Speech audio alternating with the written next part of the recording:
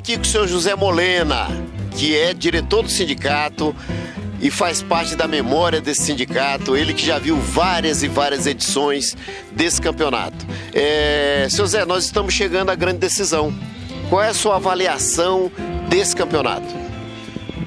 Olha, nós temos muito agradecido e contente com todos os trabalhadores e todos os times que participaram, porque foi um campeonato limpo, sem briga, sem nada, que aqui a gente não está almejando a vitória ou o troféu ou qualquer coisa. Nós estamos almejando aqui a união dos trabalhadores que vem aqui, se reúne e saiam todo mundo contente daqui.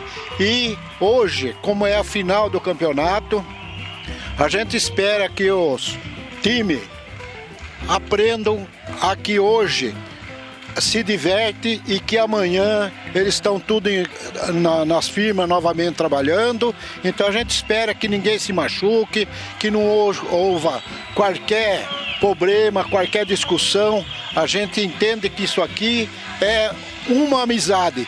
E nós do sindicato temos contente porque é mais uma etapa vencida no ano de 2015. Obrigado, seu Zé. Valeu.